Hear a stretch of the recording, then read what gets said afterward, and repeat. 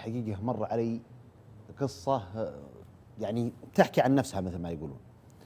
هذا أحمد من أهل العراق، من أهل الفلوجة تحديدا. يقول في الأحداث اللي حصلت الله لا يعيد على المسلمين شر في 2004، يقول جهك اليوم، يقول صار هجوم على الفلوجة. يقول الهجوم الأول أمريكي طبعا، يقول صار هجوم، يقول لكن الحمد لله انتصرنا عليهم، ما قدروا يدخلون الفلوجة. يقول يوم أخذنا، يقول يوم الله بدأت الحشود تحشد، يقول والله نشوف المدافع والقاذفات والصواريخ واللي يقول والسيارات والجنود، يقول والله العلم هو بأمس، والله انها حزم سلاب على ما قالوا. يقولوا ويجتمعون كبارنا وشيباننا، قالوا ما عاد ما دون الحلقة الا اليدين اليوم، لكن طلعوا الصغار والعوايل لا عاد يقعدون. هي يالك يا عليك، انتهى الموضوع. هذا اللي نشوفه ما هو بشيء سواليف متزبل عليه الليل النظلة. يقول والله فعلا، ويشيلون هالعوائل ويشيلون، قال لا يقعد الا الرجال اللي يشيلون السلاح اللي بيواجهون. والله يقولون نبي على الله سبحانه وتعالى، يقول نطلع هالعوائل وهالصغار وتروح هالمواتر واحد ورا الثاني، يقول طلعوا كلهم. يقول رجعنا، يقول حنا لما قال ما معنى ذاك العتاد، سلاحنا خفيف وهذول اللهم يا كافي. يقول الحين طلعت العوائل تماما، وش بقى من المواد الغذائية؟ قليل جدا اللي بقى عندنا. يعني يتوقع ان الموضوع بسيط، يقول لكن زاد الموضوع. يقول يوم اللهم يا كافي، يقول حنا في رمضان، اول رمضان يمكن في 3 رمضان، صيام وجهاد. يقول اللهم يا كافي، يقول شهد علي الله ان الليل انه منور من كثر القذايف ومن كثر الرمي والرجم علينا. يقول عينك ما تشوف، اللهم يا كافي. يقول يوم جاء، يقول احنا متحصنين في البيوت وما لقينا رجال نقاتلهم وجه لوجه، المسألة من بعيد لبعيد. يقول احنا انه اللهم سلم سلم، الموضوع اكبر. يقول يوم جاء ذاك يوم، يقول يتصل التلف، طبعا عطلوا شبكة الاتصالات الخلوي الجوال. يقول بقى التلفون الارضي، يقول وهو يضرب التلفون، يقول انا ورفيق لي، يقول في البيت. قال لا ترد. قلت ليه؟ قال ما تدري، اخاف من واقع الاتصال يحددون البيت اللي فيه يعني رجال ويضربونه. يقول والله بيني وبيني، قلت يا ولد على الله انا ما ادري ايش هالتصل، يمكن بعد من ربعنا الجوالات متعطله. يقول نرفع السماعه، يقول لا بنت تصيح، يقول ما عجزت افهم منها هي وش تبي. انا داخله على الله ثم عليك، انا بوجهك، لا تخليني تكفى، لا تخليني يا بنت الحلال. انت وين؟ انت وش انت؟ قالت انا لحالي، انا في البيت الحالي، واخوي راح وما عاد رجع له 4 أيام، وانا ما عندي لا اكل ولا شرب. وتصيح يقول يعني مرعوبه. يقول اخذت انا وياها حول ساعه عشان افهم وين بيتها فيه بس، واحدد بيتها بس. يقول طبعا مستحيل انك تطلع في النهار، لأنك يعني إذا طلعت في النهار أنت مرأى العين على طول فيه قناصة على طول تقنص، إلا أن يشاء الله.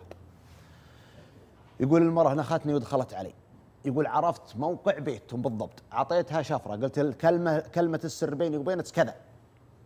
لا جيت وطقيت الباب مثل ما تقول، ورميت مثل الشباك الفوقي بحصاتين، خلاص ترى هنا لا تخافين. قالت ادخل على الله ثم عليك، تجيني هالحين. قال يا بنت الحلال والله انك تحدثني على الموت هالحين، ما حد يتحرك في النهار حنا. قالت ما اقدر اجلس ولا دقيقه، انا بيروح عقلي.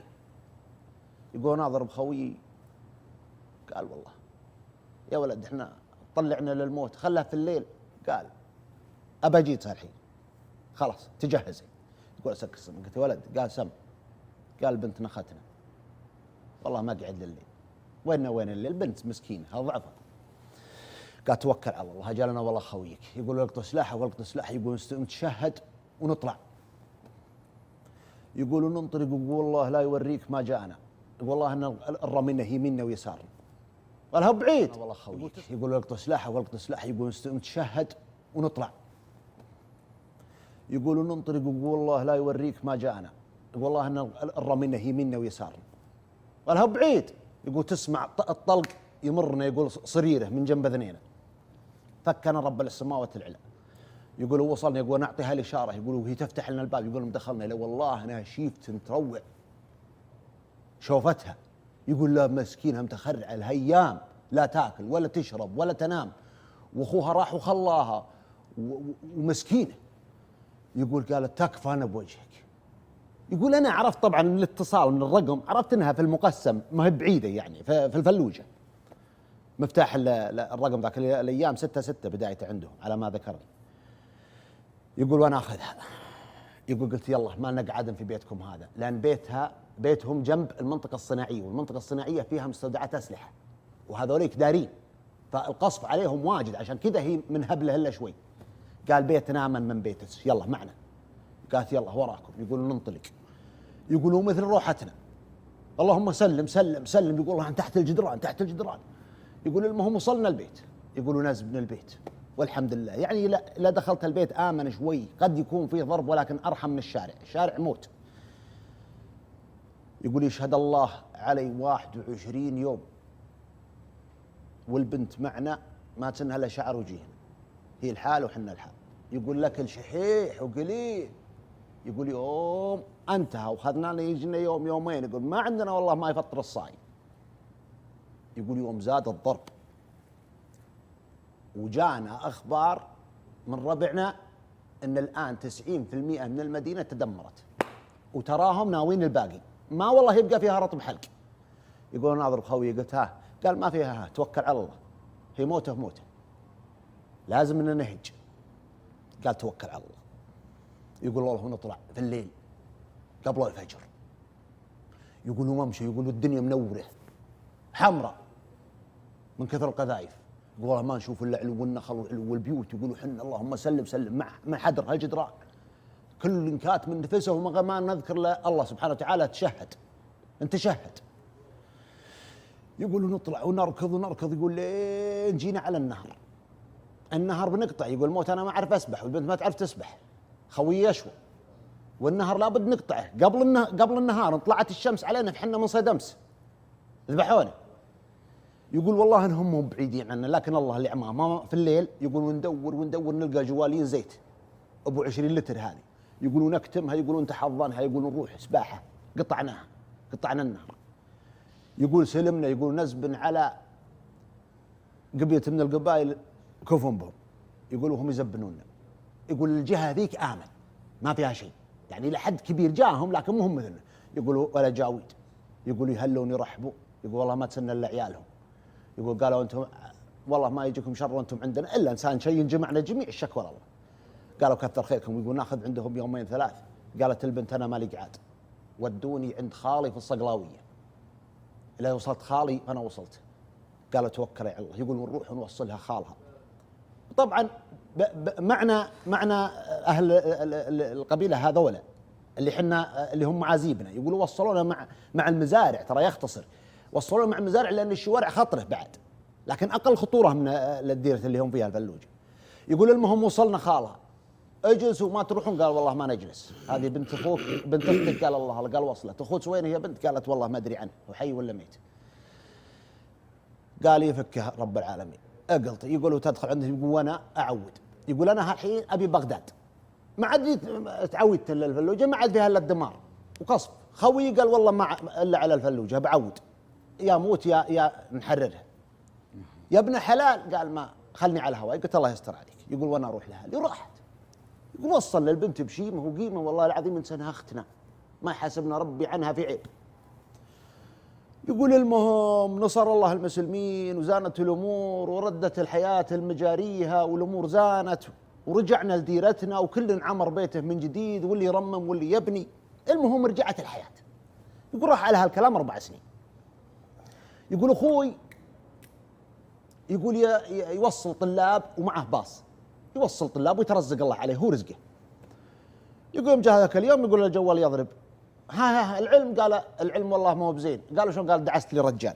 قال العلم والله ما هو بزين. قالوا شلون؟ قال دعست لي رجال.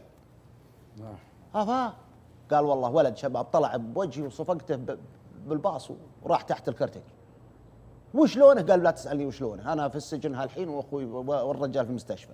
يقول انا اركض، يقول انا خم عمي اللي يقول رجال حكيم جيد، يقولون نروح للولد في المستشفى، لا والله انه في الملاحظه في العنايه.